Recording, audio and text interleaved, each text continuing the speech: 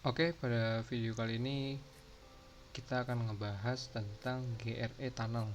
Masih berhubungan dengan tunnel. Di video sebelumnya kita membahas tunnel EOIP. Jadi EOIP itu adalah tunnel punyanya Mikrotik. Jadi hanya Mikrotik saja yang punya EOIP tunnel. Di perangkat selain Mikrotik itu tidak ada. Tapi kalau GRE Tunnel ini di perangkat lain selain Mikrotik itu dia ada. Sekarang kita konfigurasi langsung aja biar jelasnya.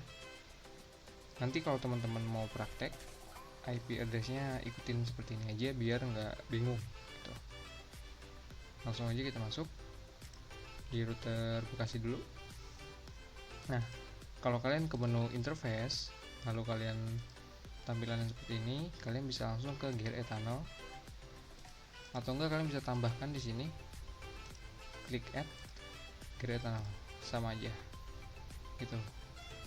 Nah, di sini saya tulis to Solo. Remote address-nya adalah IP address si Mikrotik si Solo, yaitu 92. IP internetnya ataupun IP publiknya 246. Udah gitu aja. Apply terus oke. Kita konfigurasi di router yang ada di Solo. Interface kita add GRE Tunnel. Ini to Bekasi. Remote address-nya kita masukin IP public atau IP internet dari si router Bekasi 122.244. Iya. Pastikan nanti flagnya itu R ya. Nah, ini sama-sama flagnya R. Kalau kalian lihat di sini, jadi R ini sudah terhubung satu sama lain gitu. Di video sebelumnya EOP Tunnel itu menggunakan bridge untuk menghubungkan antar klien. Jadi PC 1 sama PC 2 jika ingin terhubung, maka kita menggunakan fitur bridge. Nah, kalau di GRE Tunnel ini kita harus menggunakan fitur routing seperti tunnel pada umumnya. Kenapa routing? Karena kalau misalnya EOP Tunnel itu salah satu kelebihannya bisa bisa berkomunikasi menggunakan bridge gitu. Kita masuk ke menu IP address dulu di router Bekasi.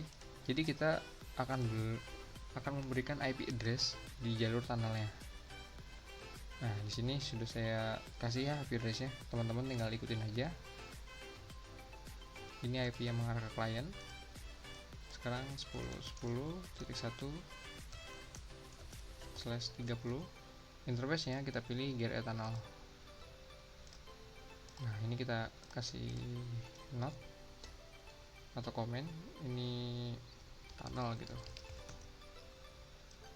Nah, sekarang kita masuk ke router Solo. Di router Solo pun juga sama ya. Kita masukin IP address-nya, kita add 10.10.10.2/30. Interface-nya GRE Tunnel. Kita komen atau kita kasih note tunnel.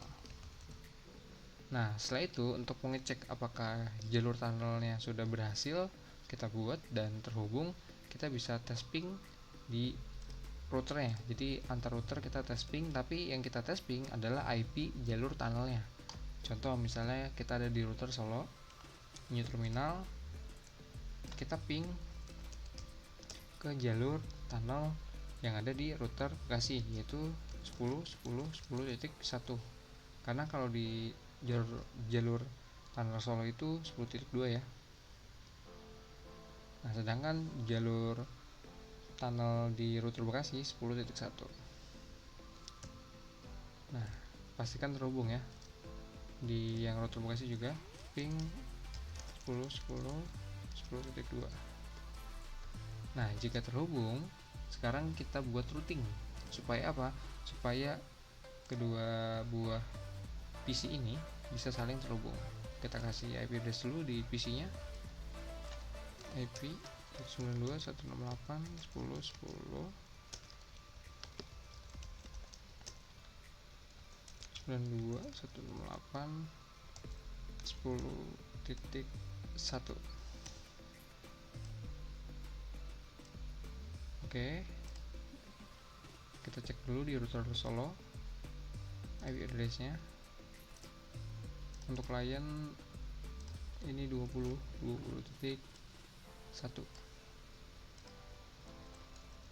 Oke.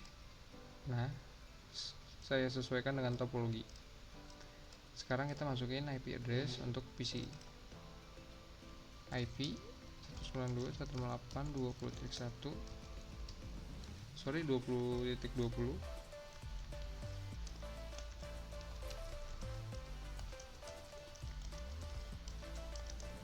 Oke. Jadi 20.1 ini adalah IP routernya yang Ether 2, dan 20.20 ini adalah IP PC 2 lebih tepatnya. Coba kita tes dulu ya. Ping ke 192.168.20.20. Nah, ini belum bisa. Kenapa? Karena jalur tunnelnya belum kita routing. Sekarang kita langsung aja masuk ke router Bekasi misalnya. Kita masuk ke IP root, kita add.